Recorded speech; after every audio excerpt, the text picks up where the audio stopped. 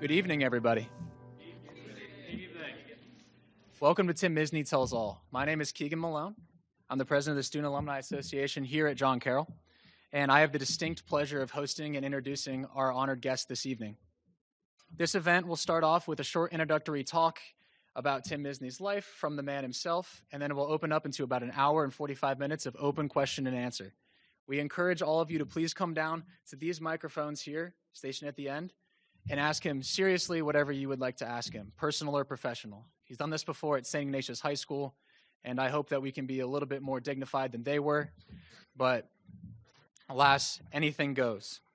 We kindly ask that everyone please silence their phones and that there be no flash photography, as well as that no one takes any videos. If you would like to see part of this event once over again, we have 4 cameras in here and a live stream capturing everything, and the recording will be posted to the JCU Alumni YouTube page afterwards in its entirety.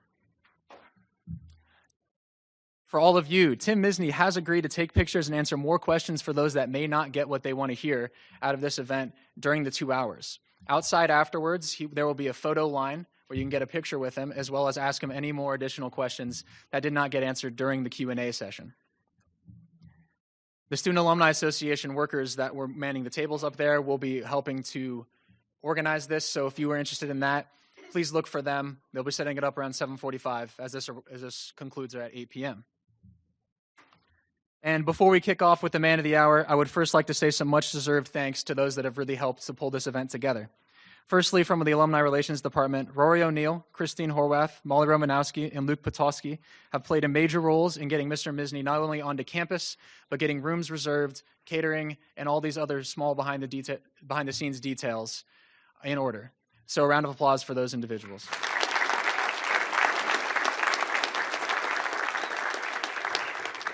Along with a special shout out to Casey Gilder and Rory Hill for assisting with event setup and technical support.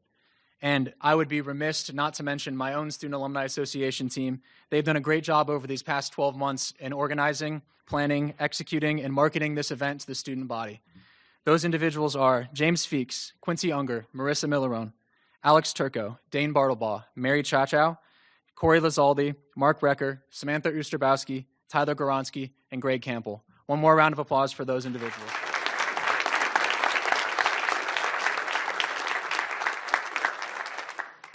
And now, the man you've all been waiting for. Tim Misney is a very well-known personal injury lawyer here in Northeast Ohio, having practiced law in the greater Cleveland area for over 32 years. He has a truly unique personal and professional story that he is excited to share with all of you, and it started right here at John Carroll University. Here he is, the man, the myth, the eyebrow, John Carroll, class of 1977, Tim Misney.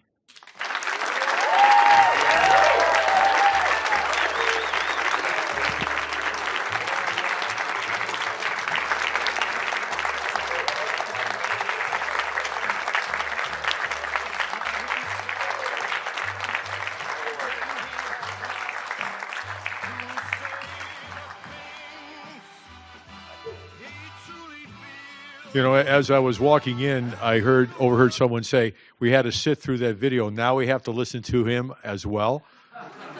Sorry about that. Well, I have to tell you, I really feel like I am home. It is great to come back. It's great to be here. And it means so much to me to have been asked, and it means so much for me to be able to share with you about my John Carroll experiences, etc. So what I was hoping to do is open it up to just a question and answer, no holds barred, and I'm happy and willing to answer any question that you might have. So first question, any thoughts? Oh, come on now. Oh, here we go. If I'm not mistaken, you were planning a TV show earlier within like 2000s, 2010s. Right. What was the hardest part about not getting the TV show up and running? Well, what we did was I wanted to inform people about, my whole advertising campaign at the core is to inform people about their rights. Because, a lot of people don't know that there's a 2-year statute of limitations. They don't know that they have a right to bring a claim and how to bring a claim. So when we did something early on, we released these things in segments on the internet. So that's how we did it. We didn't want to go for the duration because it's too much of a commitment. And at the time I had a young family and my practice was booming. So to put all that work into and dedicate myself to that is just a bit much. So that's how we handle it. Okay. Does that answer your question? Yes. Thank you.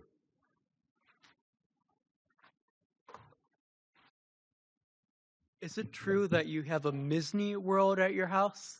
Well, what it is I live in a place that is an amazing home. I grew up in a one-bedroom bungalow in Euclid, and I worked hard and got lucky on some things, and I wanted land because where I grew up, the houses were just far enough apart that a car could get between them. And I kid, they were big cars back then. So I wanted land. And so when this came on the market, I bought it, and it's a big estate. And someone for Christmas on my mailbox put a little sign hanging under the sign that says, "Welcome to Misney Land." And I guess I didn't object too much, and I kept it there. But the whole Misney reference is that when I tell people my name, I say my name's Tim Misney, Misney as in Disney, but with an M and no E. So that was the tie-in there. But it's really a remarkable place. I'm blessed to live there. Yes. Okay. Yes.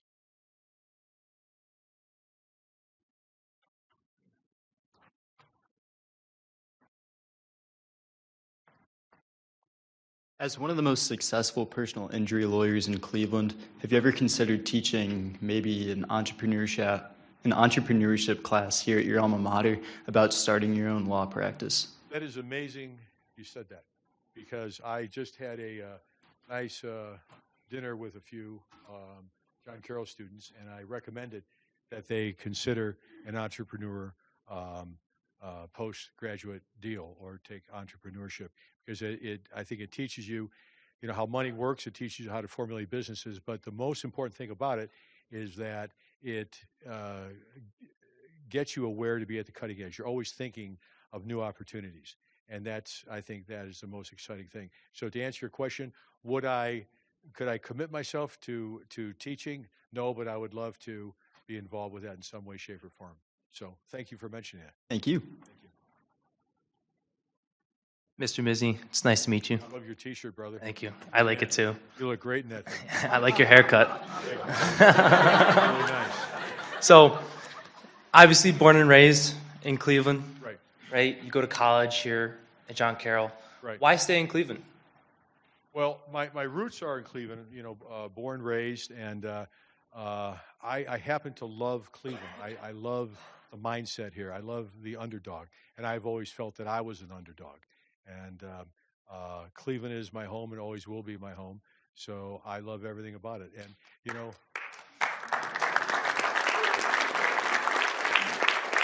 and I could tell you this, I've had an opportunity to travel, and the bottom line of it all, threshold consideration, is it's what you make it where you are. I've met miserable people in Waikiki, and I met the happiest people in Youngstown. So you know what? It doesn't matter where you live. I think they were your parents who I met. Am I right? Yeah. And your aunt, isn't she a doll? Yeah.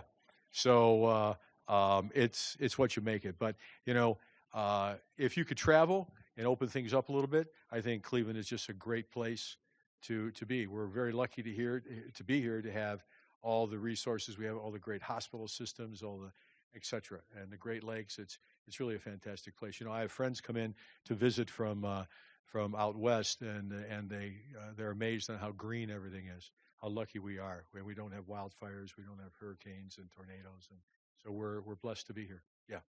Thank you. Hello, sir. It's a pleasure How are to you? meet you. Good.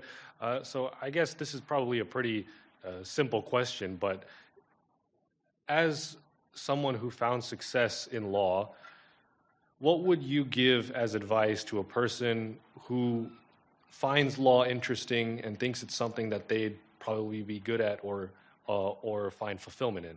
Right. Well, your question is very relevant because likewise, at dinner, I chatted with a few students who are contemplating going to law school. And whatever you do in life, and if I may give you a broad answer to a very specific question, if I may, I have a formula, and the formula is a three-pronged formula. And at the core of it, the first thing is honesty. You need to be honest, always honest with yourself. You need to be honest with other people. And if you're contemplating making a move in life, picking a discipline, dedicating yourself to something, you need to be honest who you are, what makes you tick, and what you like. And you have to be completely transparent. Honesty is not the best policy, it's the only policy. So the first thing is you be honest, okay? The second thing is if you have honesty, then you could find the passion in your life. You could find, if you're honest at what you're doing and know it's meant for you, then you have passion. And passion about something is really the rocket fuel that sends you into the stratosphere. The passion will pull you through the rough times. So no matter what your endeavor is, there are going to be tough times, and if you have passion for whatever it is, you're going to realize your goal. And the third part of the equation is what? The third part of the equation is hard work. And hard work beats talent that doesn't work hard. Let me say it again. Hard work beats talent that doesn't work hard. And I mean that. I've seen that so many times in practice, that people who have all the talent in the world but don't apply themselves. So hard work means pushing yourself beyond the limits, doing more than you think is possible. And each and every one of you really have greatness inside of you. You wouldn't be here at this incredible institution if you didn't have it. But you got to let that greatness out. And so the three-prong approach, one is honesty, one is passion, and the third then is hard work. And if you combine those things, then and only then, you have an opportunity to realize what Teddy Roosevelt referred to and talked about in Man in the Arena, wherein he said, "Far better it is to dare mighty things, to win glorious triumphs, even though checkered by failure, than to take rank with those poor spirits who neither suffer much nor enjoy much, because they choose to live in a gray twilight that knows neither victory nor defeat." Does that answer your question, brother? Yes, it does. Thank you. Thank you. I moved to the city when I was 6, and I've been seeing your billboards for as long as I can remember. So, Well, yeah. Thank you. Yes. If you went back to college and got another major, what would it be and why? It probably would be entrepreneurship, and I really get a kick out of marketing. We have a lot of fun with it, as I think you could tell. And I took my family down to Savannah for a little break, spring break, and I walked by the SCAD, Savannah College of Art and Design, and I was drawn to it like a moth to a neon light. And I walked in, and I checked it out, and I said, boy, someday I would love to be involved here, because they're at the cutting edge of marketing. And I find marketing to be a lot of fun. It's always state of the art, and it's changing all the time. If you look 5 years ago, what we were doing with search engine optimization, it's completely outdated. So I think something with marketing and entrepreneurship would be fine. Yeah. Okay. Thank you. Yes, sir. Hi, Tim. First off, I wanted to thank you for coming out tonight. Yes. What is the largest obstacle you faced earlier in your career, and how did you overcome that obstacle? That is a great question. Your first name again is? Sam. Sam. Thank you, Sam. That is a great question, and I remember it as if it was yesterday. I was a first year, my first week in law school, my very first week in law school. I'm sitting in the law library, and I had a panic attack. I mean, I'm not kidding. I had a panic attack. I'm sitting there, and someone walks by that knew me from the old neighborhood. His name was Eddie Ryder, and he said, "You stopped." He said, "Ms., you okay?" And I said, I don't think so. And he said, "What's wrong?" And I said, Ed, my dad didn't graduate from high school. He, after Pearl Harbor, enlisted in the Army, okay? He worked 2-3 jobs. There are kids in class with me who dads are judges, who dads are law professors, lawyers, etc. I don't know if I belong here. I don't know if I could cut it. I don't know what I'm doing here. And Ed said to me, "Ms., all you got to do is one simple thing. You have to work harder than anybody else." And I said, "I could do that." Then he said, "You want to go get a beer?" And I said, "What about the hard work part?" These Irish guys, let's go get a beer, right? So I stayed in the library. It was a Saturday. I stayed there, and then it was about 6, 7 o'clock. The janitor came down. He said, we're closing up. And I said, "Could you do me a favor? Could you go and close the top couple floors and buy me a little more time?" And he said, "Sure." And he finally came down. He said, "You got to go." And I'm walking out. He looked at me. He said, "You're going to be okay, kid." That was a pivotal time in my life that I realized if I am willing to work hard at something, I'm going to be okay. And I use that philosophy anytime when God puts something in front of you, an obstacle. If you look at it as a challenge, then and only then do you have an opportunity of overcoming it. But just facing it as a challenge in and of itself doesn't mean anything. If you're willing to work and dedicate your mind, your spirit, your physicality, everything to it, you have a 95% chance of overcoming it and moving on. So that was my experience. Awesome. Good question, Sam. Thank you. Thank you. Yes. Hello, Mr. Misney. I have seen you all my life. Oh, boy. As such, yes, I know, right? As such, your advertising has changed so much over the years. Right. As TikTok has grown to influence, as Right. we've changed wholly in social media. How have you seen advertisement change, and how does your team react to this change? Great question. You know, at the core of that, when you start talking about marketing, at the core of my marketing is that no matter what type of advertising you're employing, whether it's search engine optimization, billboards, radio, you name it, across the board, the message has to be authentic, okay? And it has to be organic. And I'll tell you how I'll Make 'em Pay came about. Many moons ago, I was called by a family to a hospital. Their 6-year-old son went in for a simple procedure to have his tonsils removed. Well, the doctor was supposed to be trained on a new robotic device, but he was too arrogant to learn and take a course. He thought he could figure it out. Well, he went so far off track that he cut the boy's artery, and he bled out and suffered a severe permanent brain damage, okay? So I was called by the family to visit him in the hospital. I went into this hospital room with this little boy, and it was kind of eerie and unnerving for me because he was my son's age, wearing the exact same Spider-Man T-shirt that my son wears. And I thought, but for the grace of God, that could be my kid. But the family asked me all kind of questions, and they signed my contract. And I was walked down the hall, and I went to the elevator, and I hit the button, and I turned around, and the boy's grandmother followed me out, and she's about 5'3", 67 pounds, and she stuck her index finger in my chest, and she looked up at me and she said, "Now you go make them pay." And I promised I would, and I did. And that saying that stuck, and it works. It's organic. So if your marketing is organic and it's true to form, but in marketing you have to really be like Patrick Mahomes at the 5-yard line. You have to call audibles. And things are changing so rapidly. I had this discussion with one of the students tonight that how things have changed so drastically just in the last couple of years. So I'm very fortunate is that I surround myself with people like you who are young, bright, a lot smarter than I am, and they're at the cutting edge. It's a big deal for me to hit reply on my email. I feel real proud about myself. But they'll come in and say, "This is what we need to do. Here are the analytics on our last search engine campaign." And search engine campaign. So you have to feel the pulse on a daily basis, but it's constantly changing.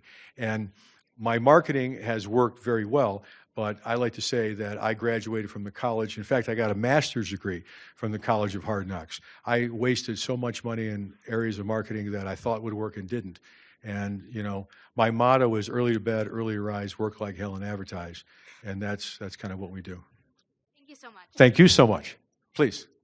Hi. You kind of started to answer some of my question that I had in my head, but I do love the way you've branded. I have noticed that you've shifted your branding to be more compassionate and community oriented. Right. Is there something that struck a nerve that Thank you. made you change that way? That's a very insightful. What is your first name? My name is Sarah.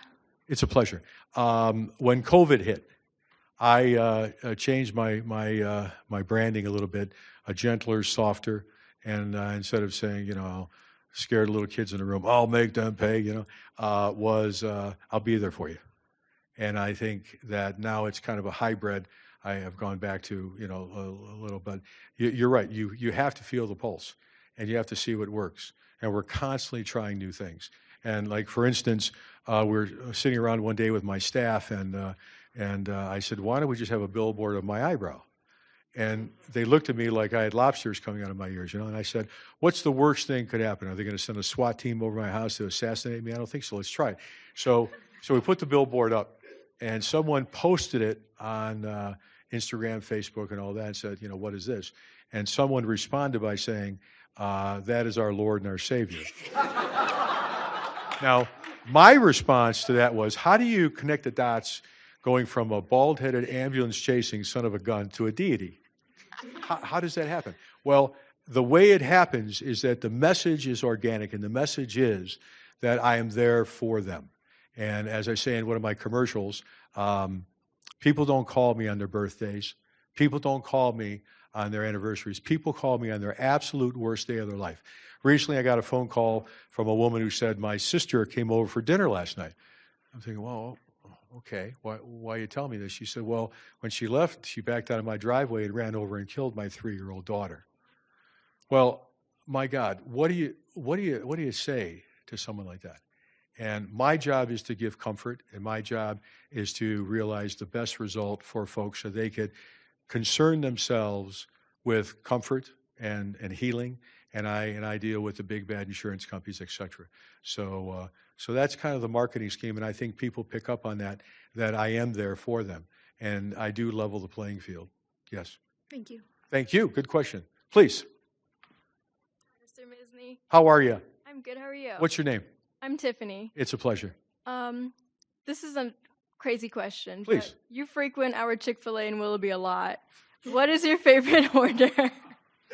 Well, yes, my kids love Chick-fil-A. I mean, forget about it. Mine is the grilled Chick-fil-A sandwich, and my favorite drink is the peach milkshake when it's in season. Okay? Thank you. Thank you. Hi. So I wanted to know what inspired you to become an attorney, and how did you build your business to become Northeast Ohio's Lord and Savior? Well, wow. What is your name, please? Annalise. It's a pleasure.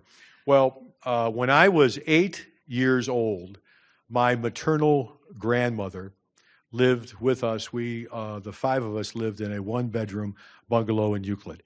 And one day my grandmother said, Timo, I'm going to take you downtown. I want to show you something. So we took 3 buses to get downtown to Tower City Center, which then it was referred to as Terminal Tower, okay? And we walked in, and we sat down at this bench, and she took my hand and pointed up to the concourse, the magnificent gold dome concourse in Tower City Center. And she said, Timo, do you see this place? I said, yeah, Graham. And she said, your grandfather helped build this. And I said, well, Graham, who lives here? She goes, no, sweetheart, no one lives here. Lawyers have offices here. And if you study hard, work real hard, someday you'll have an office here too. And I said, okay, now could I have my roasted cashews? But the backstory of the whole thing is that my maternal grandfather, Joseph Vulich, came from Croatia as an immigrant to work in Cleveland. And he met Veronica, and they had 3 little kids, one being my mom.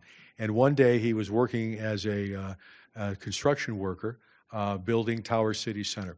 And the scaffolding that he worked on was working on collapsed, and he fell to his death.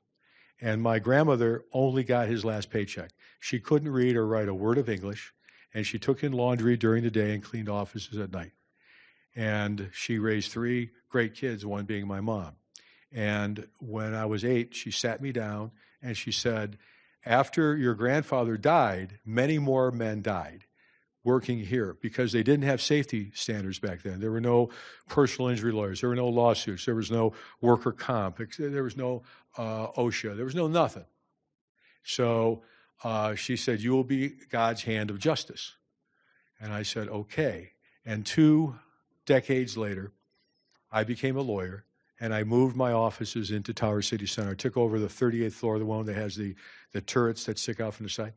And I went to visit my grandmother, which I did on a regular basis, and she was 99 years old, living in the Slovenian home for the aged in Cleveland.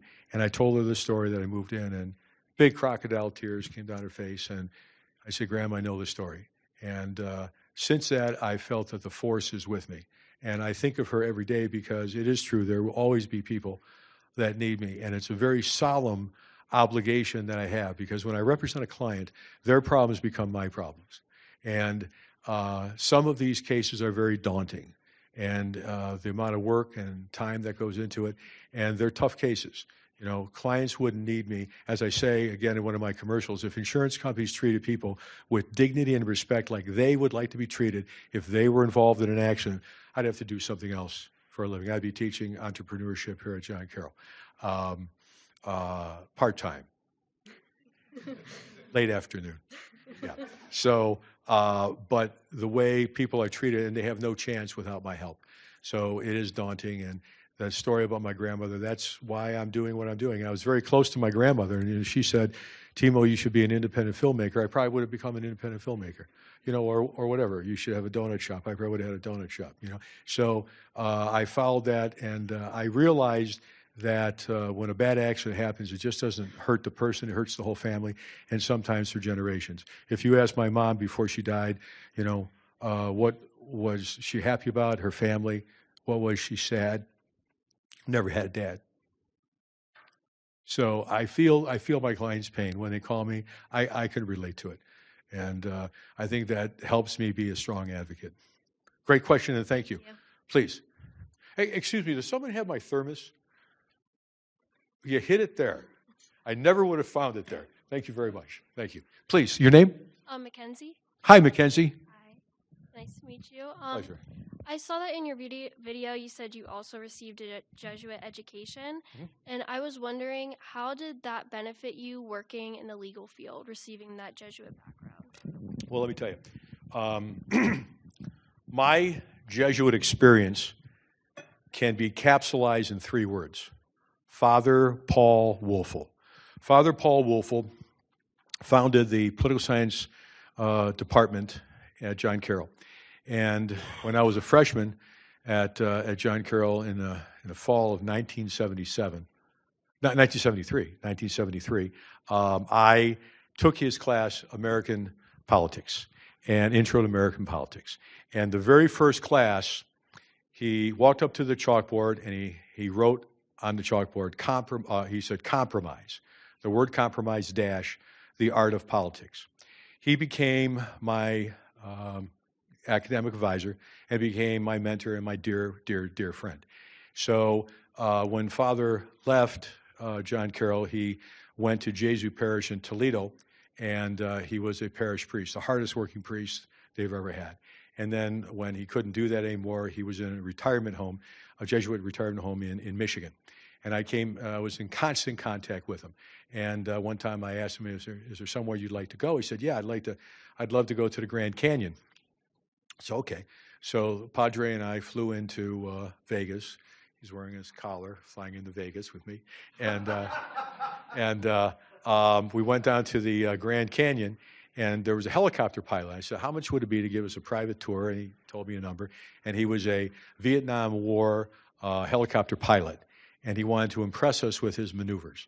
Well, within 30 seconds, my head was between my knees. I'm white-knuckling it.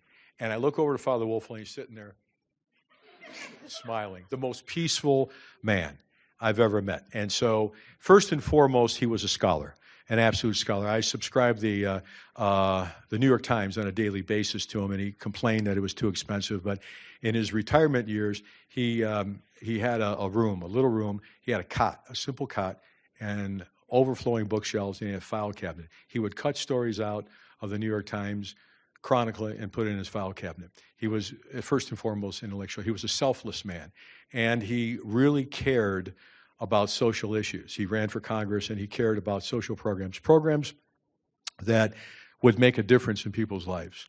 And he was a strong advocate for minorities, for women, for underprivileged people, and I think that had an effect on me. And when he was failing, I went to visit him, and I did it selfishly, because when I'd go see him, it was like visiting the wise man up on the mountaintop. And to this day, I think, what would Father Paul Woelfel do? And in my life, both my practice of law and my relations in business, otherwise, and family and whatever, I try to think, what would Father Paul Woelfel do? And it's never the easy answer. It's never the easy route. It's always tough. But that's what Jesuits are. They're tough, physically, mentally, spiritually. They're tough people, great people, the cream of the cream, okay?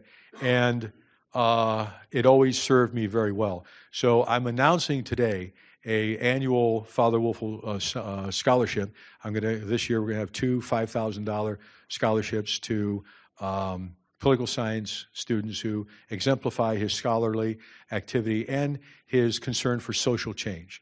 So that's one of the reasons why I'm here.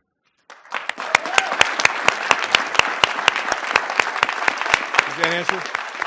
Good, thank you. Yes. Hi. I just want to know what's your name? Oh, I'm Alex. Nice to How meet are you? Good. How are you? Super. Thank you so much for coming out today. I just want to ask, you're talking a lot about cases that involve like family members and little kids, stuff like that. How has that affected your home life or just your parenting style with your own kids? Wow. That really is a great question. I could tell you the case that I told you about, the little boy with the tonsils. The insurance company has a right to do something called a defense medical, and they're allowed to have an expert come in and examine my client to see the severity of the injury, right? And so I have a right to be there.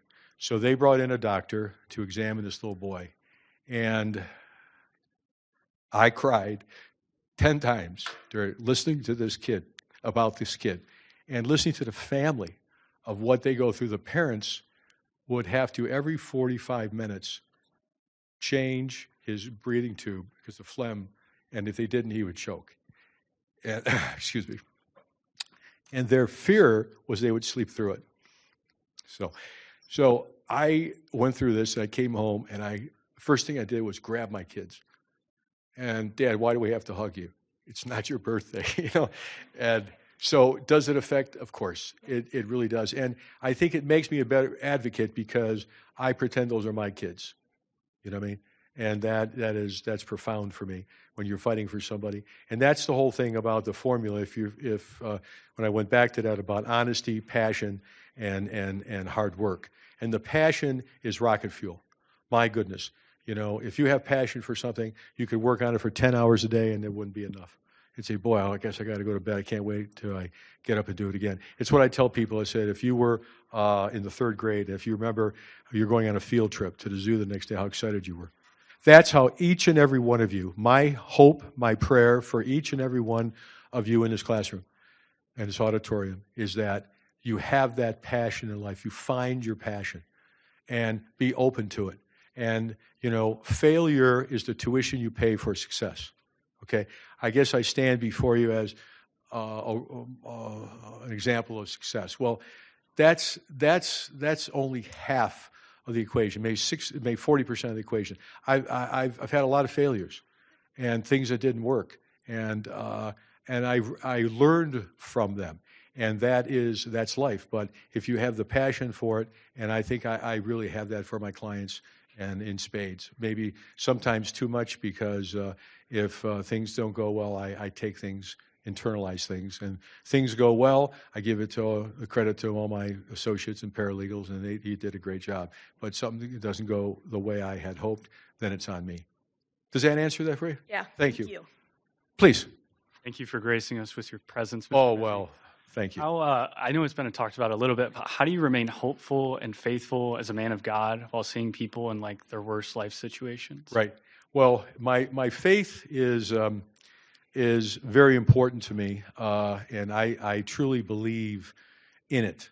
I've had experiences in my life. I had one experience I could share with you. We were trying to have a family, and unfortunately, we had 6 miscarriages in a row. Okay, if you could imagine it. And I'm still very close with my 7th grade teacher, Sister Veronica. Okay, and we've kept in touch over the years. So I told Sister Veronica that she, would come over for dinner and tell her the dilemma. And one day she called me up, and she said, "I want you to know something." Again, I get choked up here. She said, the nuns have been praying for you and your wife, and your son has already been born. He's sitting on God's lap. God's going to kiss him on the forehead and send him to you. 6 months later, we got pregnant with Max. and he's 16 now, and he's an amazing little boy. And if you met her, it would be like meeting Father Wolfel. Spiritual people radiate, don't they? And I try to, use that as my crutch. I use that as inspiration, and that carries me through many, many tough situations. Does that answer your question? It does. Thank you. Thank you, brother. Thank you. Please. Hi, Tim. I'm Ryan. How are you? How are you? Doing well, thank you. So my first question is, how do you find peace and solitude? Okay. I find peace and solitude. I find it in a holistic lifestyle. I have learned over the years that there is no such thing as a stress-free existence. It does not exist. I got news for you. There's no stress-free existence. Ain't out there. I don't care what your endeavor is. I don't care where you live. I don't care what the climate is. I don't care what you do for a living. I don't care how much money you have or don't have. There's no such thing as stress-free. So what do? You develop the inner strength and discipline to handle the stress. Drugs and alcohol numb you, and it's a slippery slope. I have seen many people do that, and the consequences are just devastating. So I have adopted a policy where, I get up every day at 5 o'clock, 5:30.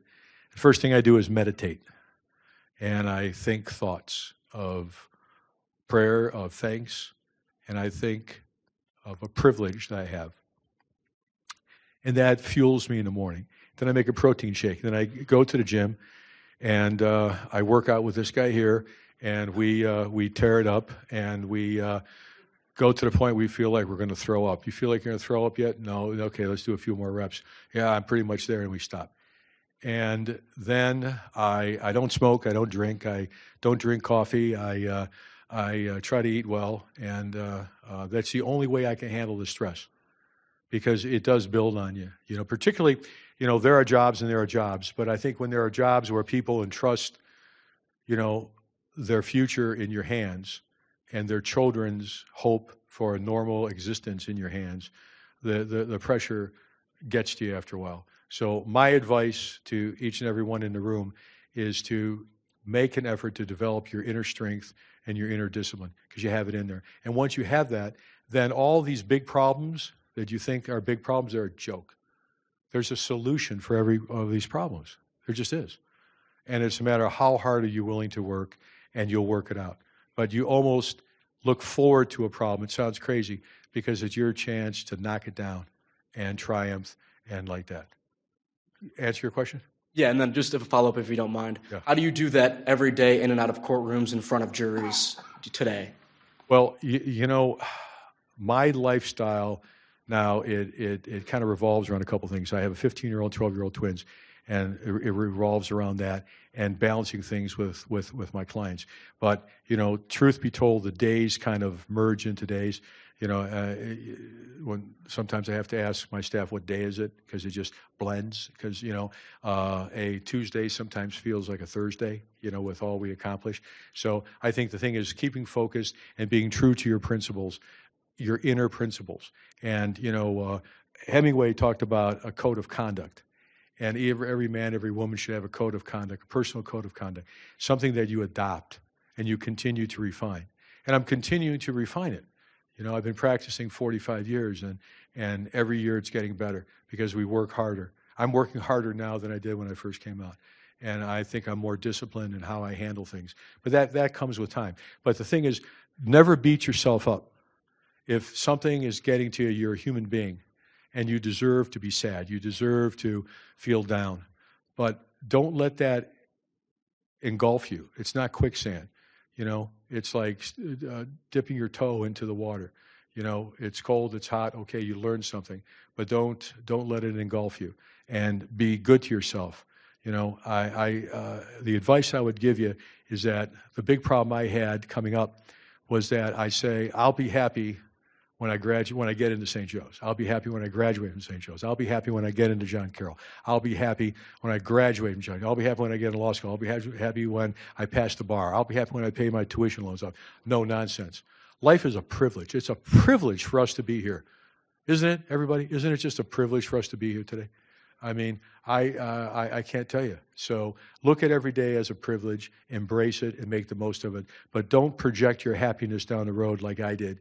And now I wake up every day and I can't believe how blessed I am, and I give prayers of thanks all day long. Cool? Yes, please. Hi, Mr. Misney. I'm Gianna.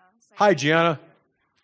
So as someone who's planning to go to law school, Right. what is your advice for finding work, getting your foot in the door? Okay. How do you do that? Well, I think the first part of the equation is getting into law school. Have you been accepted yet?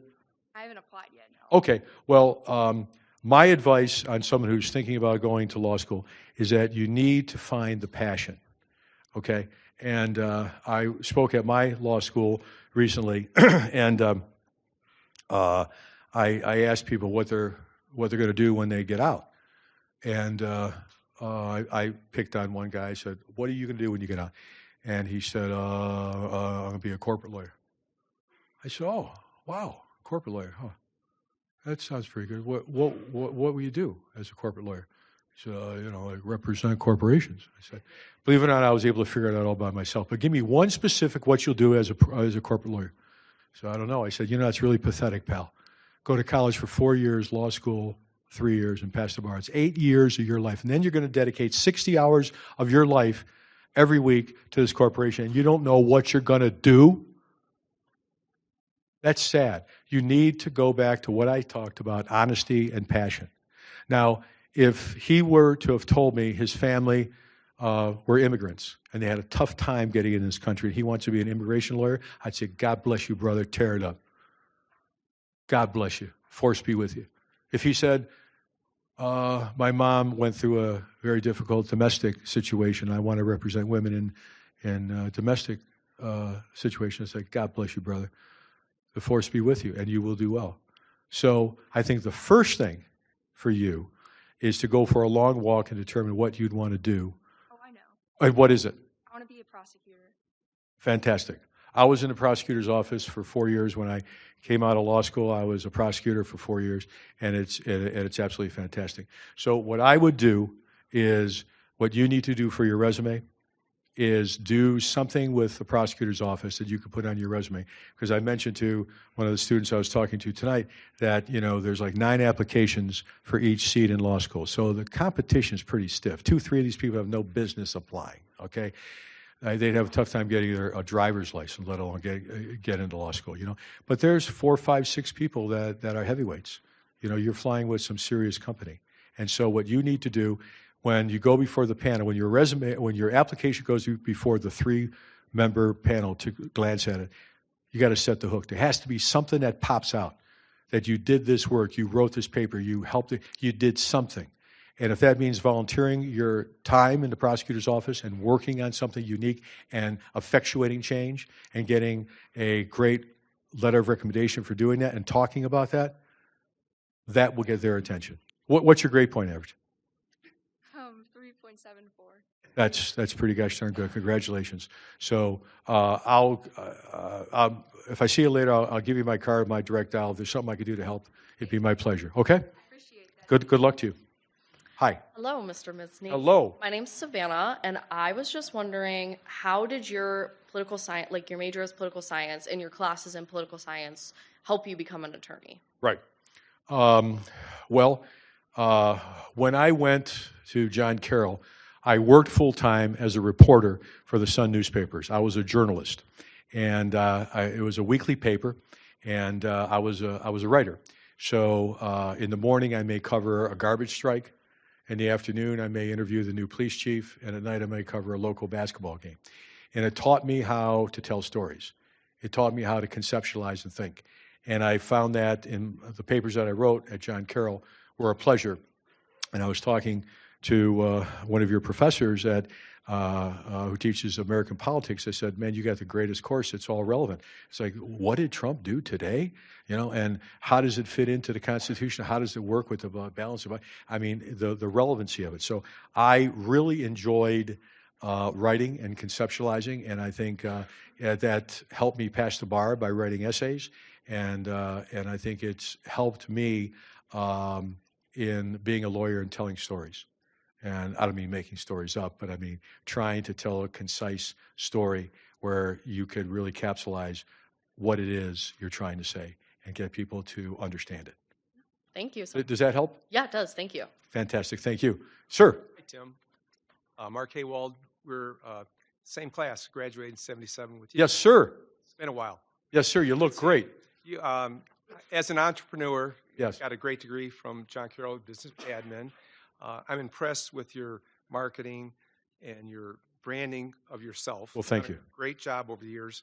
I really didn't know you were a John Carroll alum Yes. until recently. Yes. But as a business owner, Right. can you tell us a little bit about your business model and like Yes. numbers of employees and how does your Right. practice really work?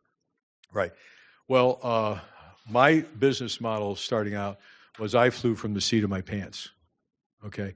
I just went out there and did the best I could. And I didn't have a dad who was a lawyer. I went out on my own. As soon as I passed the bar, I threw a party for myself. I borrowed $500 and I went to a local catering place. Remember Borelli's, Villa di Borelli's? You remember that place? Married there. That's what I'm talking about. And so, 48 years ago with my wife, hi, God bless you. John Carroll alum. Isn't that beautiful? God bless you.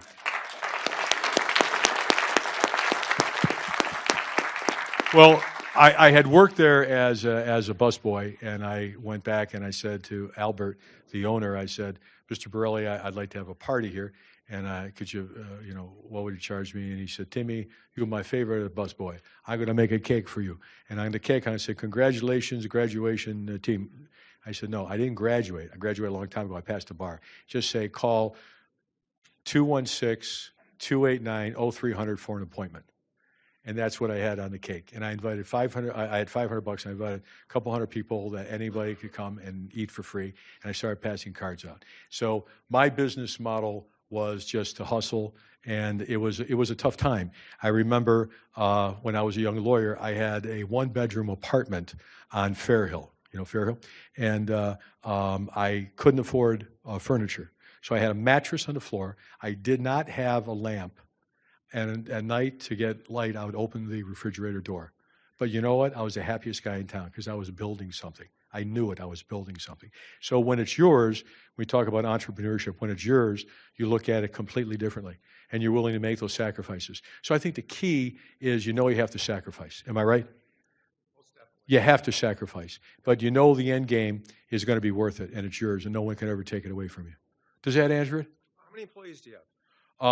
We have, a lot, probably with all the lawyers and association, about, I would say, 45 people, something like that. But we do a big volume, and, you have to have the support staff, and we get a crazy amount of calls, and a lot of the calls are repeat business. I've had some people, a gal called me recently. She said, Mr. Misney, you may not remember me, but I came to your office 30 years ago. I said, oh, okay. She goes, I was 2 years old at the time. I said, well, chances are I don't remember you, But that she came in with her grandmother, and so so it's about doing good work, and you could advertise all you want, but if you don't do good work, you're not going to last long. Thank you, sir. Sir. Hi, Mr. Misney. I'm Nolan. Nice to meet you. How you doing? I'm doing great. So you talked a lot about discipline and hard work. So my question is, what gets you out of bed in the morning? What motivates you? It sounds corny, but I love making a difference. And I know that I make a big difference in many situations. And some of the cases we've had make a difference over many years. I'll give an example. The first big case that I had was against RTA, Regional Transit Authority. And they employed a gentleman to work on their rapid transit train track.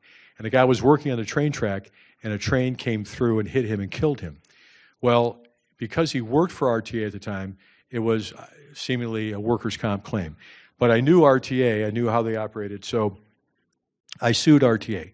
And I took 26 depositions, and the last deposition I took was a former RTA employee who told me that when RTA brought in independent contractors like AT&T, the illuminating company, they would put red warning flags along the tracks. when they put their own employees out there, they never bothered. So it was 3 days before trial, it was a final pretrial, and I said to the RTA lawyer, do you have any idea what a jury's going to do to you on this case when they hear that your own people, you wouldn't put the red warning flag? And he said, what's it going to take to settle it? So I tore off a little corner of a piece of paper, and I wrote a number, folded it in half, and handed it to him. He came back 10 minutes later, and he said, settled. And I said, oh, I probably should have put a bigger number down, you know. But the point of the story is that since that time, there has not been one accident on the RTA train tracks. Not one. Not a wrongful death, not an accident, not a broken fingernail, nothing. Because it took, unfortunately, sadly, it took a wrongful death case to get their attention. So I feel compelled, and I really like what I'm doing, man. I love it. I love being a Clevelander. I love being here, and I love serving people. I love making a difference. So, good question, and thank you. Thank you. Yes, sir. Hello, Mr. Misney. My name's Noah. Thank you for being here tonight. My pleasure. My question is, throughout your entire career, what was the case that was your game changer? Well, I would say that it was that case, the RTA case. But if you talk game changer, sometimes you got to define the terms. And probably the most rewarding case, if that falls under the umbrella, for me was I was representing a young lady in a car accident case. And she came to my office one day, and she was very, very disturbed. She was crying. She was very upset. And I said, what's wrong? She said, I need a loan. I need $2,500. And I said, oh, boy, for what, if I may ask? She said, I need to have an abortion. And I said, well, I cannot begin to feel what you're feeling, and I don't judge people. But I want to tell you something. Any woman that I've known who ever had an abortion regretted that decision the rest of their life. And coupling with that is the sad fact that many women who had an abortion tried to get pregnant later in their life, and they were not successful. And I said, if you look at it as a gift from God, who will bring you incredible happiness, that is maybe the way you should look at it. So she left the office, and I didn't talk to her again. And time went on. I quite frankly forgot about it. Then one day, I got a piece of mail, and it was her return address, her name, and it was a picture of a little baby. And every year on that date, she'd send me a picture of her daughter until she was 18. So if you ask me what was my most rewarding, satisfying case or moment, that was it. Had nothing to do with actually the practice of law, but, you know, that was it. Fair? Thank you, sir. Hi. Hello, Mr. Misney. My name is Kate. Hi, Kate. So, as an environmental science student, I am curious as to how, sort of environmental law ties into your practice, because I know that there's quite a bit of overlap, considering, medical malpractice and, chemicals in the river and stuff like that. Right. So, right. Well, I handle a lot of medical malpractice cases, and I've handled pharmaceutical cases as well. But I haven't got into the environmental thing. But I commend you, I applaud you for doing that, because boy, do we need you. Thank you. We need you so much, and please do it and kick some ass for us, because my God, what's happening now with our president? Again, I don't want to talk politics, but our president and administration, it is deplorable, despicable. I can't come up with better words than that. So that has to give you passion. Am I right? Amen. Yeah, fantastic. Well, good luck to you in all things. Thank you so much, Mr. Misney. I really appreciate it. Sure. Sir. How you doing, Tim? How are you? I know you said said that you didn't want to talk politics just now. Yeah. But what are your thoughts on the state of politics in Ohio, and considering your influence in Northeast Ohio, have you ever thought about running for a local position or something down in Columbus? Well, this past term, the Ohio Democratic Party recruited me to run for governor. And I told them if I ran, I would win. Guaranteed. But, God gave me 3 great kids and my family, and, to take time away from that and my clients, I just couldn't do it. But, the politics is not only in Ohio, but throughout. I think that in many ways, politicians have lost the purpose of why they're there. The reason politicians are in office as Father Wolf would tell you, they're there to help people and make positive change, and not to promote the interests of a pharmaceutical company or oil company or insurance company, et cetera. So I think, unfortunately, and we talked with the professor before about redistricting, and I think that's very systemic of the problem. And we've lost our focus. And I think the only way we're going to get our focus back in politics is to have term limits, and then, if you're ready for this, no contributions. If you run for an office, the state will give you so much to run, and that's it. But you cannot take any money from anybody.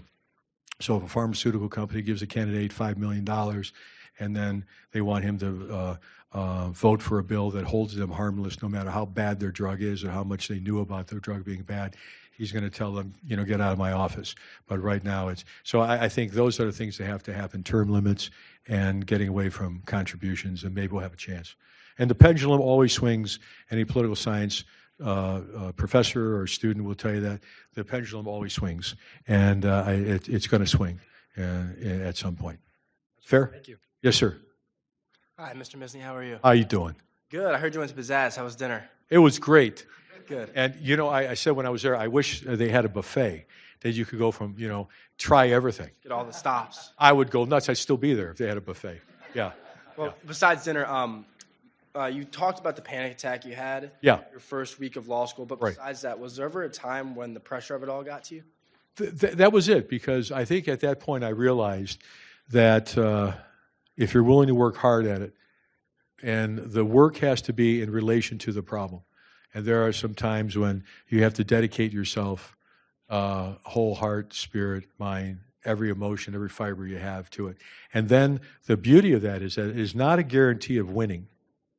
But I'll guarantee you this, if you don't win and you put that effort in, you gave everything you had. You could sleep at night like a dead person. But if you start second guessing yourself, man, if I would have studied just a little bit more, if I would have, that's what eats you up.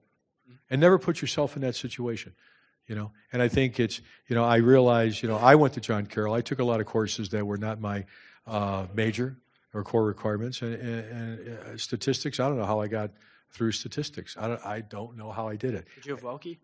No, I don't think he was born yet. Yeah.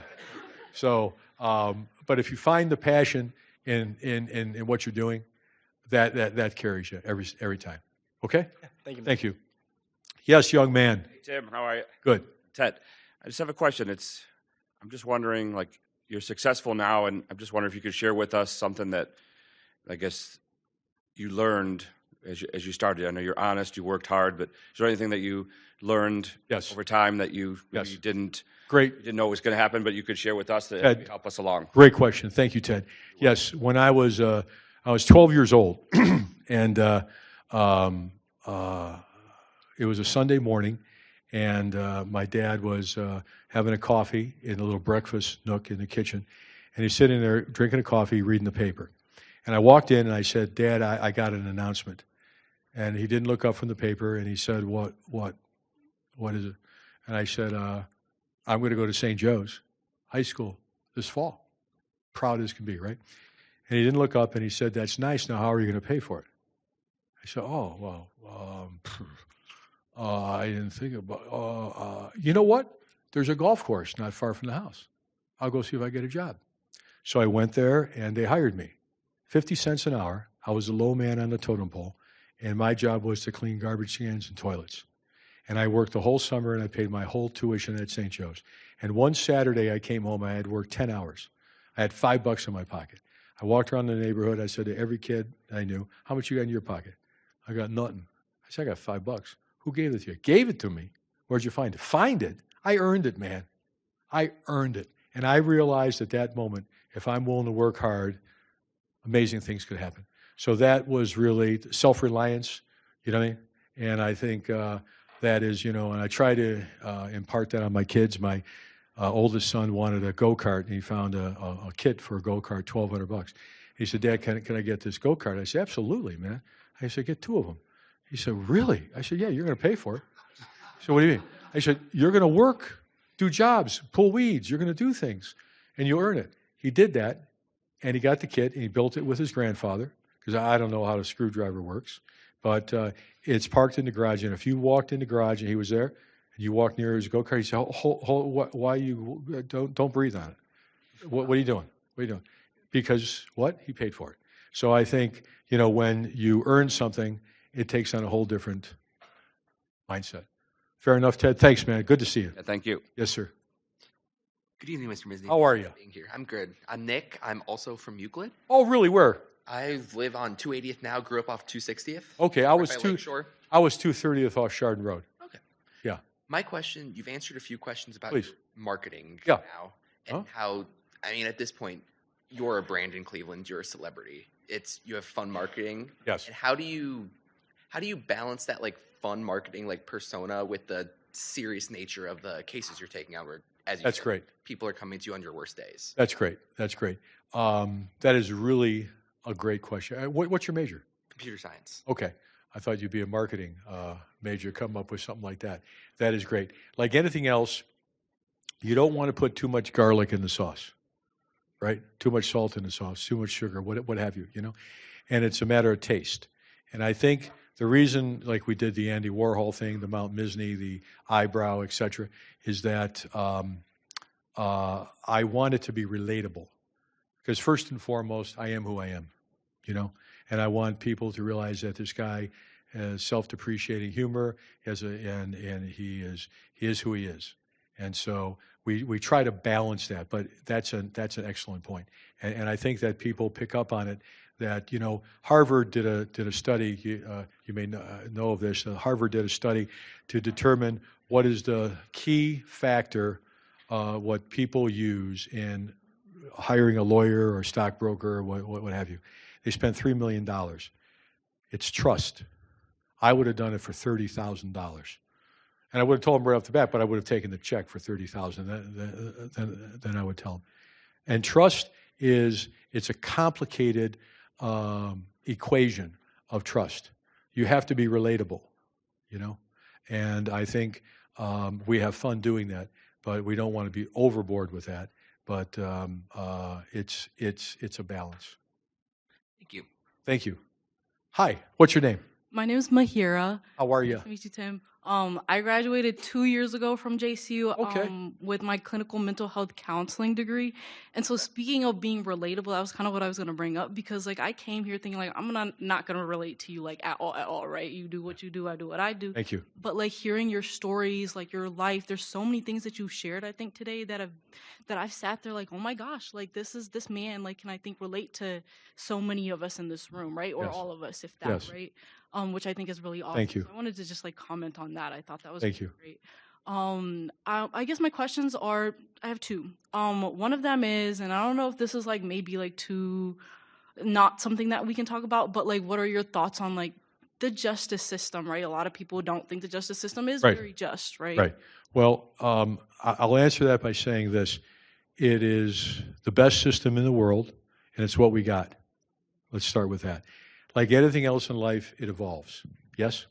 And it takes people like you to dedicate their life to be advocates to change the system. And when I was in high school, the mere possession of marijuana was a felony. And obviously with a felony, you can't vote, you can't go to law school, it's tough, right? So, and I didn't quite understand it back then. I said somebody could get a fifth of vodka, sit on their front porch, and have vodka lemonade until they fall out of their rocking chair, and it's okay. But if I sat here and smoked a joint, I'm going to go to prison. Okay? Didn't make any sense. And you look at our penal system, as I'm sure you know, we incarcerate more people per capita than any other country of the world. Okay? And so a lot of that was from the drug-related charges. And so the beauty of our system is you can make changes. And I think if there are advocates here, people who, feel passionate about that, you can make a change. It's not easy, but I like to say in the cases that I handle, I'm on the high ground. Morally, legally, I'm on the high ground. It may take a while, may have to go to the Court of Appeals, may have to go to the Supreme Court, but I'm going to win because I'm on the high ground. So if anyone here feels these things, you can make a difference politically, in the legal system, et cetera. There are things that can be done, but it's the best system there is. Is it perfect? Of course not, because why? There are people involved. And, I was in the prosecutor's office. When I went to law school, I worked full-time in the prosecutor's office as a law clerk, and then I went to law school at night. And they offered me a job, and I was a prosecutor for 4 years. And then the Cleveland Police Patrolmen's Association stole me away, and I represented cops for 4 years when I said there was a misunderstanding. And so police were always having injuries, getting involved in accidents, and they would come to me, and I got a reputation of being able to settle cases quickly for top dollar. And then I just went in that direction. But in the time I was in the prosecutor's office, I saw many changes. And continue there are changes. But it's such a complicated, dynamic situation because, if you have one party controlling the Supreme Court, that's or one party controlling the legislature or the executive branch. And depending upon, people would ask me my opinion on cases. And I say, well, first of all, tell me who the judge is. I shouldn't have to say that, right? It shouldn't matter who the judge is, but it does, right? Who's the prosecutor? It shouldn't matter, but it does. But that's the world we live in. But you can make changes. So go make some changes. Okay? Nice to see you. Sir. Hi, Tim. Back again. Yes. So you said you lifted, right? You go to the gym? Yes, yeah. What's your favorite lift? I got two questions. That's the first one. Justin, what's our favorite thing? I think it's yeah, we like doing things with medicine balls and throwing things at each other. Yeah. Like chucking stuff? Yeah, so it's, yeah. Okay. Push the sled?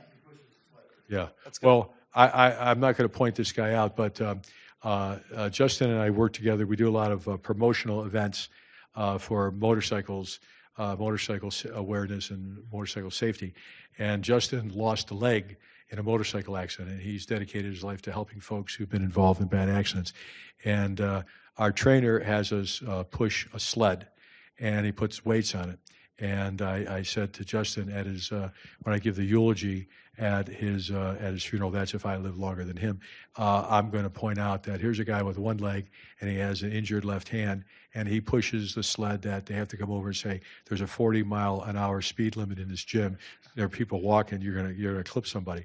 So I look at everything in life as a privilege. I look at going to the gym every day and killing it as a privilege. But it goes to my philosophy about having a tough inner core, a strong, disciplined inner core. And your body is the temple. I know many of you think you're indestructible. I felt that way when I was your age, but you're not. And you develop great habits, and those who give you great strength to overcome, and you have a long, healthy, disease-free, pain-free life. Yeah. All right, one more here. Yes, Last sir. one. So I was on Reddit the other day. I was looking you up. Uh-oh.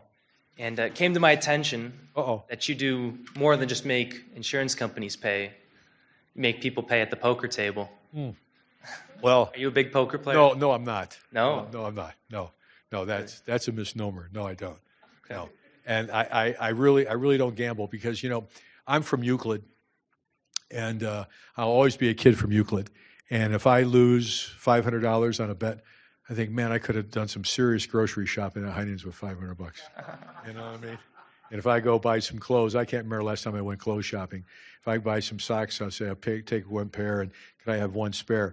What do you mean one spare? Oh, I got to buy a pair. Do I really have to? So no, I don't gamble. The gambling I do, though, is on my marketing. We spend a ton of money on marketing, and a lot of it is unknown. You're throwing the net out there. You don't have X-ray vision. You can't see that there are, tuna underneath. You don't have sonar radar. So, we do a lot of, in that, I guess you could call that gambling, And some of the cases I take, we put a tremendous amount of money in, and in a way that's a risk. So that's the risk I take in life. Okay. Cool. Thank you, brother. Hi. Hi, Mr. Misney. I'm Mel. Nice to meet you. How are you? I'm doing good. Good. My question for you is, what advice do you have for current college students, specifically those that are graduating, that are trying to figure out what they want to do with their life, and how did you figure out what your passion is? Right.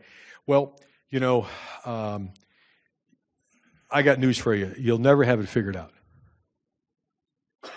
You won't. Because why? The circumstances around you are ever changing.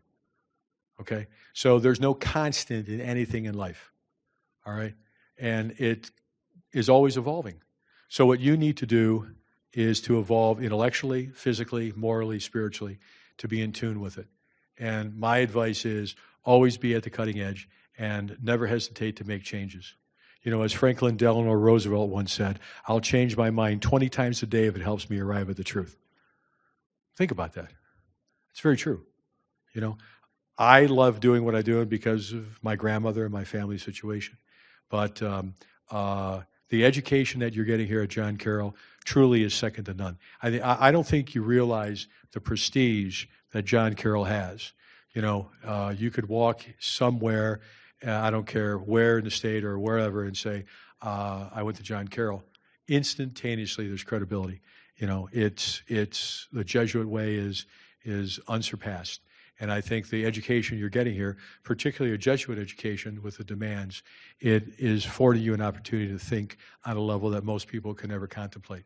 So embrace your education and then keep a mind open and, you know, try to remember what I talked about, the honesty, passion, and work ethic. So one day, you know, something will hit you like a lightning bolt. You'll be reading a story, you'll see a movie, you'll travel somewhere, and you'll see something and, oh my God, you know, it's like a divine revelation. And then you could dedicate yourself to it. But what you're dedicating to it should be something that has great inner strength and discipline, and you will be able to seize the opportunity. Is that fair? Yeah, thank you. Thank you.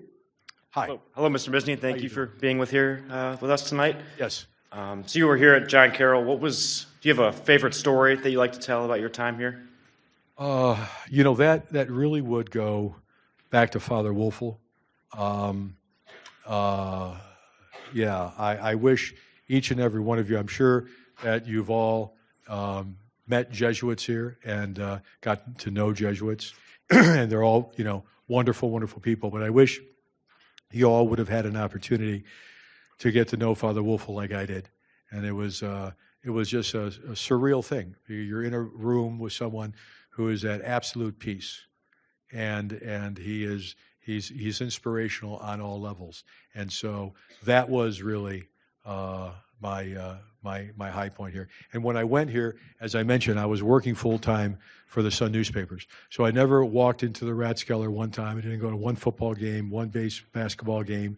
I didn't join a fraternity. I was here for one reason, to get a great grade point average. And I graduated with a nice average, 3.9, and I graduated in 4 years. And I accomplished what I wanted to accomplish, and I was able to get into law school and move on. But everyone's college experience is different. You know, it's like a snowflake. It's unique unto itself, and you can't model it after anybody else. But the time you're here, you got to take advantage of what you have here. It's an incredible privilege being here, and you are so lucky, and you've earned it. I have to compliment each and every one of you that you've earned it to be here. You wouldn't be here in the first place, and you wouldn't be doing well in school if you didn't put the work in.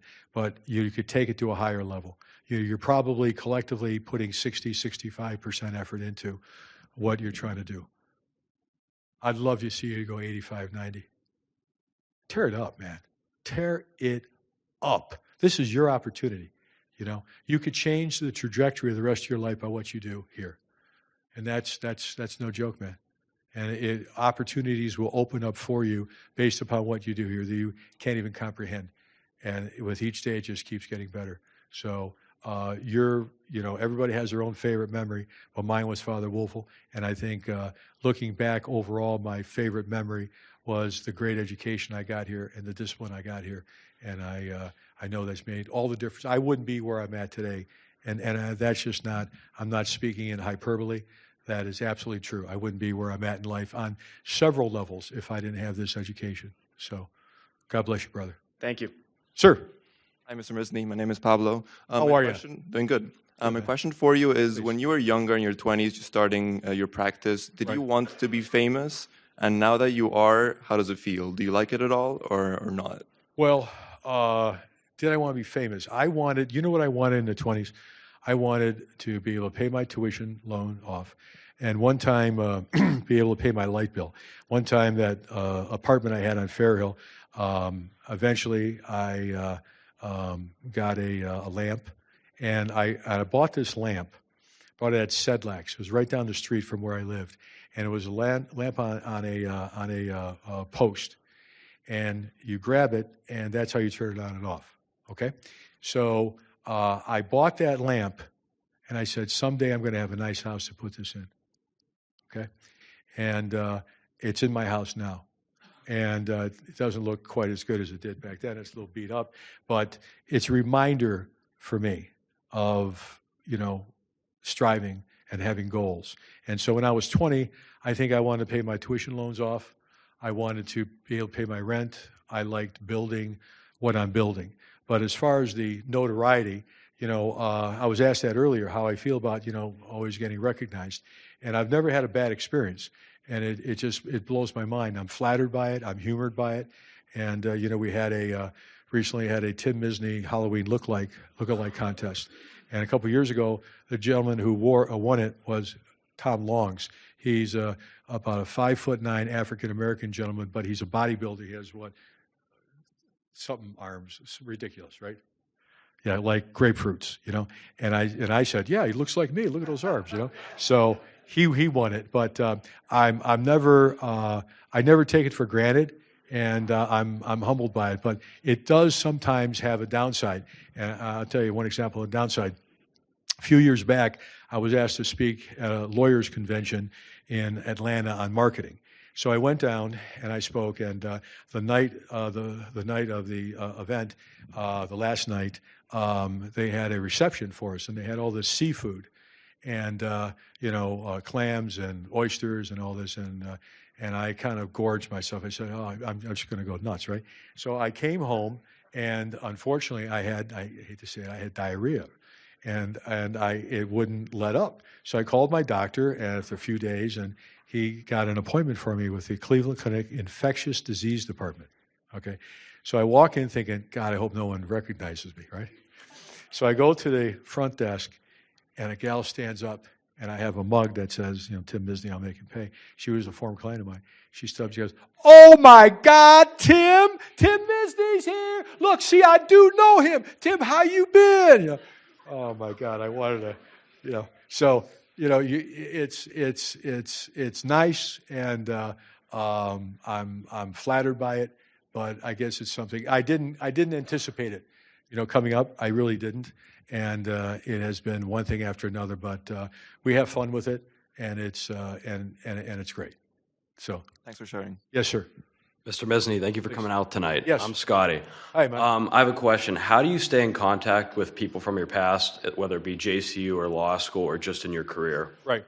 I am very fortunate that I have some great relationships, and oftentimes my clients, when you're representing somebody in a tough situation, there's a bond there. A few years back, I was representing a woman whose husband was killed by a yellow freight truck that jackknifed on the freeway in a snowstorm and killed him.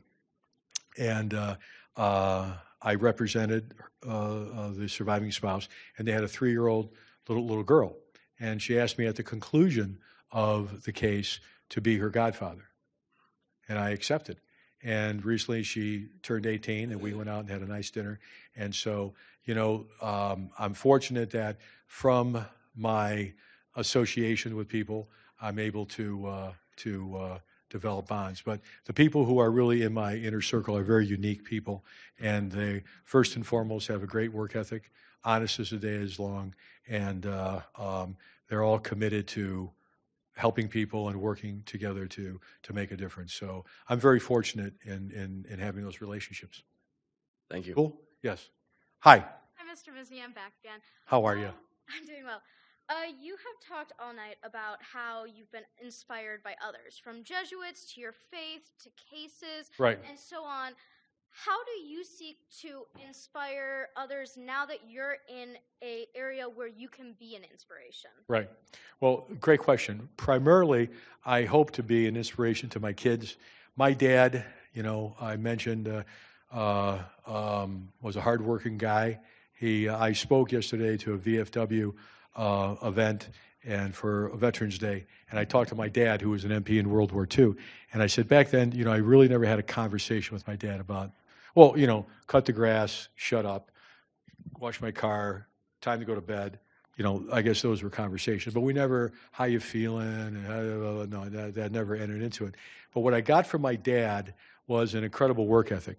My dad never missed a day of work. If he had the sniffles, he went. And he worked his ass off. He'd come home and we did things. I'm not talking about going to Cedar Point. I'm talking about washing the car, waxing the car, scraping the garage, priming it, painting it, And I got my work ethic from my dad. And I hope that my kids get my work ethic and take that in whatever endeavor they want to go. I have no, determination. I'm not trying to influence them in any way other than, to be good people and have passion in life. But so as far as being a role model, the old saying, I am what I am. And I'm not purposely trying to, convince anybody of anything.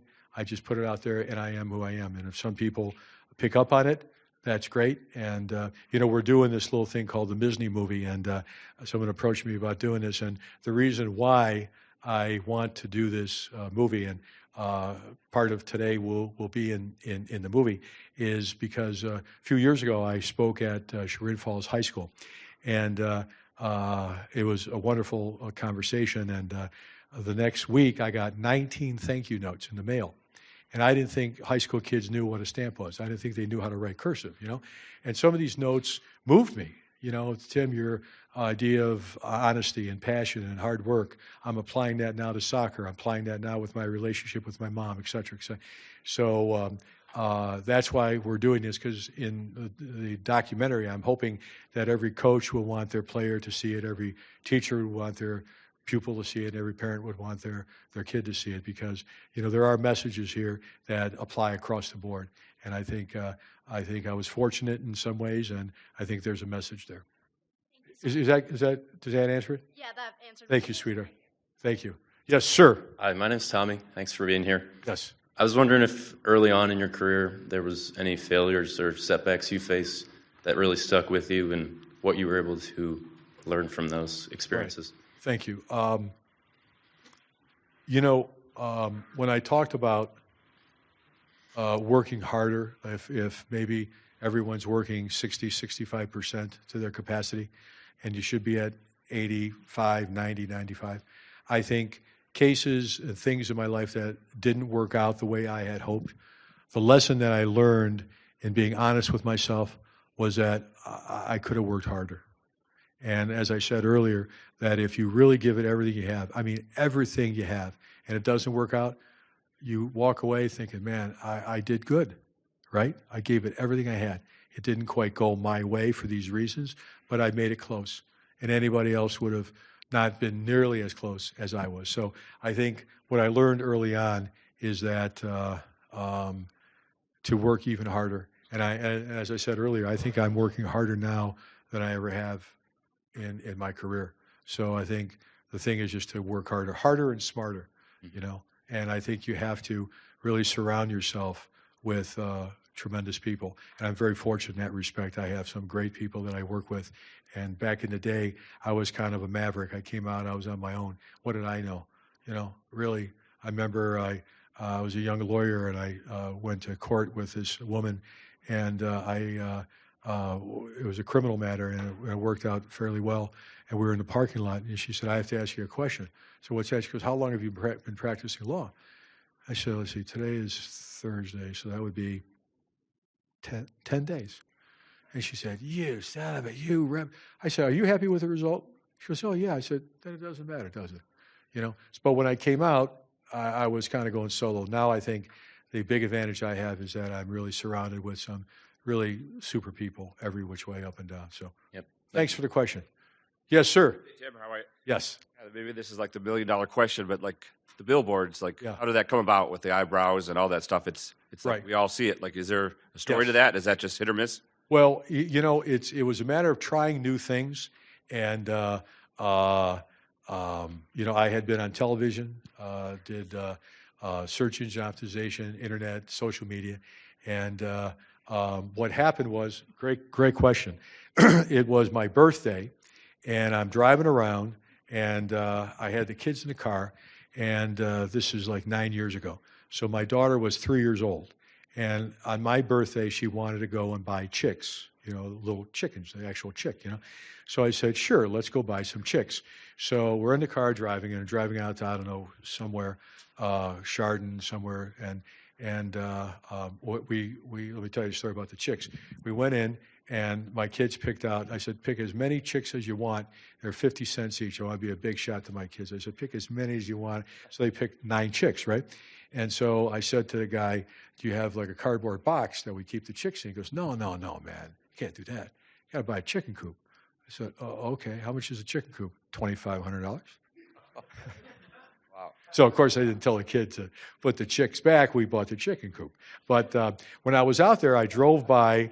I saw a dark Lamar billboard. It was empty. And so I called up Lamar, and I said, who's your big kahuna in the state? And he said, well, that would be Scott Best. I said, let me talk to him. So he comes on the line, and I said, Scott, this is Tim Misney. And he goes, yeah, we've been trying to get your business for a while. I said, listen, this is the most important phone call you're going to get in your career, so don't screw it up. And he said, okay. I said, here's what I want to do. You got these blank billboards. I'm going to take them off your hands, but for a discounted price. And I'm going to gobble them up. And then you rotate them all the time. So we did a deal. I started with 6 billboards, and my call volume started, the needle moved. Then I went to 24, and then up. Now we have like 280 billboards throughout the state, from Sandusky to Ashtabula down to Akron, Canton, across the state. So it started by going out and buy chicks for my kids. Perfect. See, I guess, yeah, that's the story. No one ever asked me that question, brother. Thanks, Ted. Oh, you're welcome. Thank you. Yes, sir. How's it going, Mr. I'm blessed, man. My name is Elijah Williams. Yes, sir. I wanted to let you know that hearing your story was very moving, and that understanding the definition from being like moving from rags to gaining wealth was very nice to hear. And for our students here, including myself, I just wanted to know if you had some type of financial advice for us moving on to our future vocation, so we won't have to think about the struggle and only focus on. Right. My financial advice is invest in yourself. Okay, believe in yourself. Okay, and that's why I'm big on the entrepreneur thing. And when I go to my law school and I ask people how many people don't have jobs lined up, and all the hands go up, like crazy number of hands. 75%, 8% of the room don't have jobs lined up.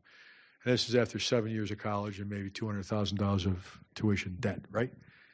And I said, you are the lucky ones. They look at me like, what are you? I said, that's right. You're the lucky ones. Because you don't have a job, that means you got to make your own job. You got to go out on your own, man. You got to hustle.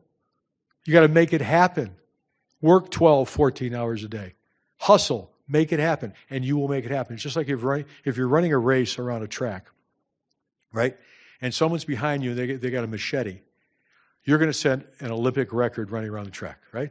Now, you run a race around the track, and every 50, 75 feet, there's an ice cream stand, there's a massage stand, there's a little recliner. It may take you 3 hours to get around that track, right? But when you're on your own, when I went on my own, I'll tell you a story, is when I found out that Tower City was available. And because of my grandmother, I had to be in Tower City Center. Had to be there. So the 38th floor came available, which happens once every couple decades. So I went to the leasing guy, and I said, I'm going to take the 38th floor. He said, okay. 5-year lease, this is what it is. I said, I want to do something. He said, what's that? I'd like to have the first 6 months free and amortize it over the duration of the lease. Huh? You with me? And he said, okay. You know why I did that? Why? Didn't have any money. I had nothing. But I believed in myself. So I started hustling, working my ass off. And about 2 weeks before my rent was due, I settled a nice personal injury case. And I said, thank you, Jesus, I'm on my way. Now, a lot of my friends from law school, they went to work for an insurance company, Progressive, also, and no disrespect, God bless them all, okay? But they're still there, and they're miserable. And if you have that inner fire that you could believe in yourself, the finances, don't worry about the finances. You know, I didn't start worrying about or really concerned about the finances until I was like 40. It was like survival, man. If I could pay my rent, get through, pay my staff, and for the longest time I lived on my credit card, paying my rent, paying my staff, doing what I had to do, because I believed in myself. And when you believe in yourself like that, that only intensifies your resolve. And your resolve is everything. Am I right? Yes, sir. I hope that helps. Thank you. Hi. Hi, my name is Abby. Thank you for being here. Hi, Abby. Hi. I have heard you talk about the importance of bonding with your clients, and I'm just interested to know, has that approach to forming those bonds changed at all throughout your career, especially considering being intentional in relationships, but also balancing compartmentalizing after emotionally challenging cases? Say that last part again, please. Have you been able to find a balance or change your balance between being emotionally involved, but also having enough separation for yourself? Right. Well, you know, the first thing that happens, it's a good question, and thank you. The first thing that happens when a client calls me, I have to make a business decision. Am I going to invest time and money in this case? Okay. Am I going to take a case that ultimately I won't be able to take care of the client, and I'll put the client through the litigation meat grinder for 2-3 years only to find out there's nothing in there for the client? So my analysis has to be very objective, very cold, cut and dry. I do a business like buying a stock, right? You're not in love with the company. You look at certain indicators, and if it makes sense, okay, you do an analysis. And I do an analysis on every single case. So initially, there is no emotion involved with it. None. Can't be. I'd be doing a disservice to my firm, and I'd be doing a disservice to the client. But once I take the case on and I get to know the client, I'm human. And it's very difficult, not like I said, when that little boy was being examined by the doctors. It's very difficult not to get emotionally affected by that. But initially, I have to look at it cold, calculating, and then I respond to the client in like form. I say, I would love to represent you, but this is a loser for these 3 reasons. And, you know, it's not going to change. Nothing's going to change on that. So my clients, for a large amount of time, most of the time, really appreciate my honesty and candor in my analysis. Because I think having done something as long as I've done it, I think I have a good analysis.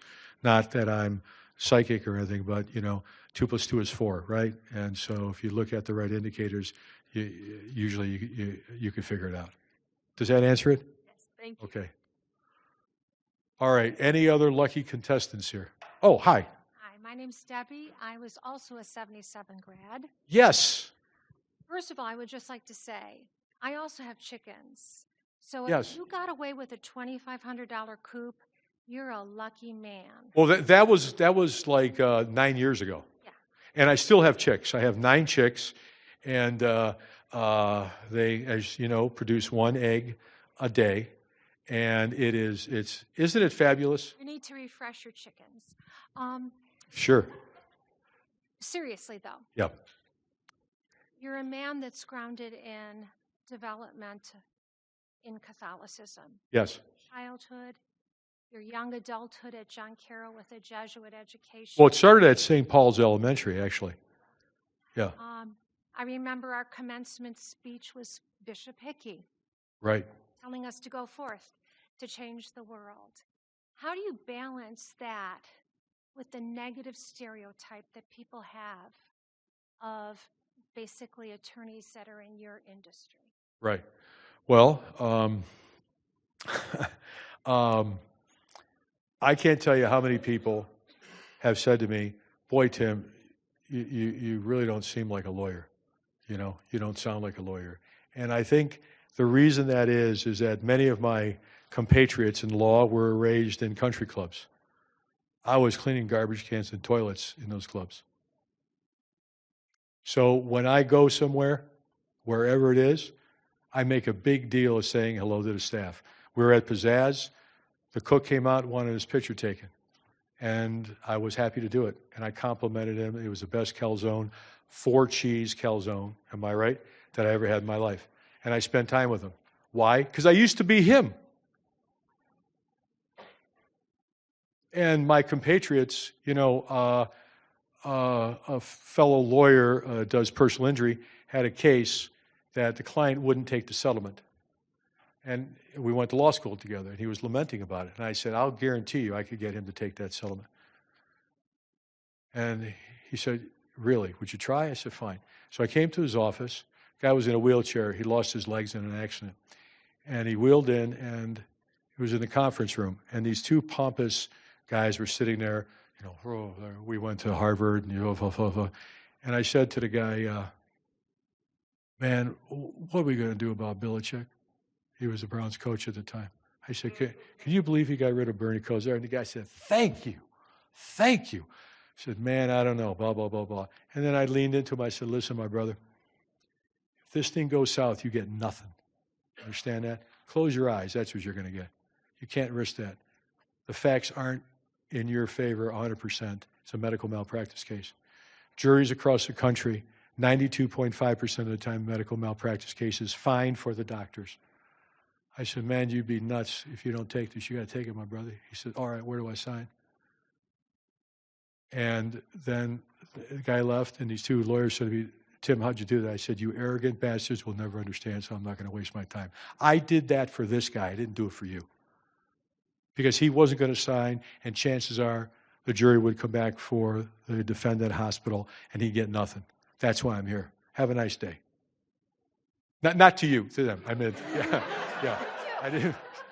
I get wound up. Yes. Hi. Hi. I was just wondering if... First, what's your name? Annalise. What is it? Annalise. Annalise. Very pretty name. Thank you. Thank you. I was just wondering, could you say your famous saying, I'll make them pay for us? You know, I got to get motivated. It's not something I just blurt out. You know what I mean? All right, hang on. Hang on. Just... All right. I'll make them pay.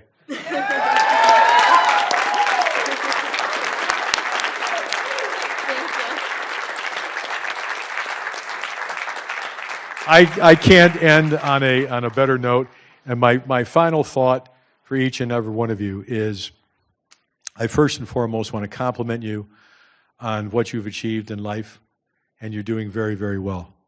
And give yourself a pat on the back and know this, that your future is so amazing. You're right where you need to be. But this is just before you enter the stratosphere. You want to get out of the stratosphere, you want to rotate the earth because the view is unbelievable, okay? And each and every one of you has that greatness inside of you. Be honest, have passion, and work harder than you ever thought possible. And amazing things will happen in your life. And if there's ever any free, friendly advice I could give any of you, you could call my office and say, we met at John Carroll, and I promise you I'll get back with you. But God bless you all, and thank you so very much.